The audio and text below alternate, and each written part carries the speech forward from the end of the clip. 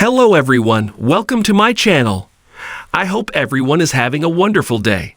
Before starting the video, please go ahead and hit the subscribe button and give this video a like up. Former Jeopardy champ Sam Kavanaugh recently dished on what he sees as one of the show's major flaws. So what did he say about how things should change? With the way that Jeopardy is built, when you become a champion, and when you put an impressive winning streak together, you become part of the fabric of the game. Even years after someone appears on the show, they are forever a part of the show's lore. In addition, there is no better example of a former Jeopardy champion becoming an integral part of the show than current host Ken Jennings. He put together an unbeatable winning streak of 74 games back in 2004. All these years later, he is now the host of the show. Indeed, even on a lesser scale, Jeopardy champions are remembered by fans, and many of them have a lot to say about the game, even years after they make an appearance. Sam Kavanaugh put together a respectable winning streak on Jeopardy back in 2019. The substitute teacher from Minnesota also won the Tournament of Champions back in 2021, so he certainly knows a thing or two about winning the game and competing at a high level. According to the former champ, he had plenty to say on the matter of how the game is going. The way Kavanaugh sees it, there are too many tournaments that focus on bringing back old players, and not enough fresh meat episodes with new players coming in to compete on the Jeopardy stage. As an example, with season 40 of Jeopardy, 2/3 of the season was all about bringing back familiar faces to compete. This left only a small window available to introduce new competitors in regular episodes. On the one hand, you would think this would be a winning scenario for both returning players and viewers. However, like others, Sam Kavanaugh sees this model as a major flaw in the game. Indeed, the way Kavanaugh and many viewers see it, there needs to be a better balance between returning players and new players on the Jeopardy stage.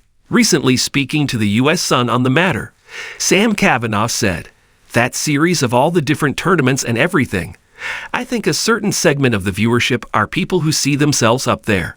So when you're seeing that there aren't new people up there, I'm sure that felt discouraging for a lot of people." Sam continued, adding, "Now that they're back into regular play, and this is sort of the big challenge, balancing the people who are coming back, old favorites, some of those familiar faces and people who have perfected the game, and that sort of spirit of anyone off the street." When you think of Jeopardy, the first thing that probably comes to mind is the iconic game show format, complete with its distinctive theme music, hosts' questions, and the thrill of contestants responding in the form of a question. For many, it's a celebration of trivia and intellect, a forum where knowledge is tested and rewarded. However, for some former champions, the show is not without its flaws. I recently had the opportunity to sit down with a former Jeopardy champion who has chosen to remain anonymous, but whose insights into the inner workings of the show are both enlightening and revealing. The major flaw they highlighted, contrary to what many might expect, isn't about the game mechanics, question difficulty, or even the often discussed clue ambiguities. Instead, it's a more subtle but profoundly impactful issue that many fans and contestants alike may overlook: the lack of true diversity in the question pool and its impact on the contestants' experience. Our former champion explained that while Jeopardy prides itself on the breadth of topics it covers, there is a recurring pattern in the types of questions and categories that appear. The show tends to favor certain categories and types of trivia over others, they said. If you're well-versed in specific areas like American history or popular culture, you might find yourself at an advantage.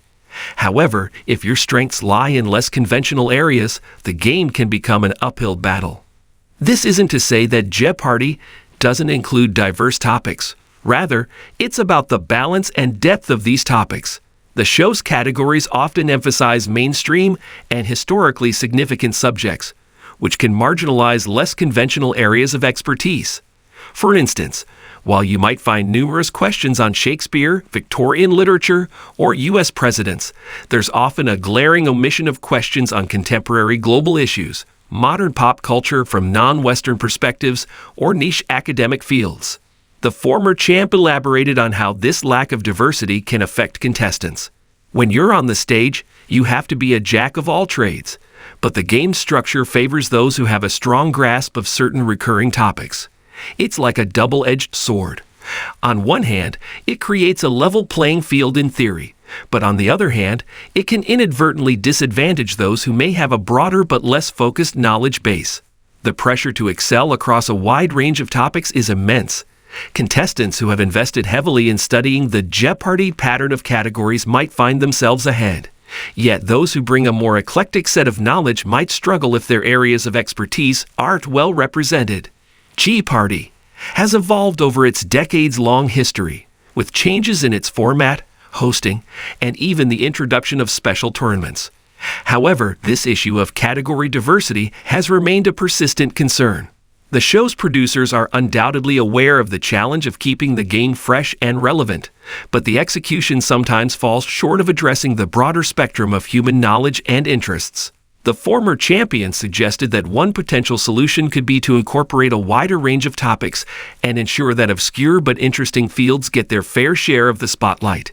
Imagine if we had categories on lesser-known historical events, emerging scientific fields, or global cultural phenomena. It would not only make the game more exciting, but also more inclusive of different areas of expertise.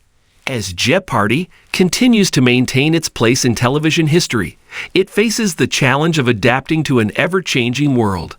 While it remains a beloved institution, the show could benefit from addressing these concerns to ensure it remains engaging and fair for future contestants.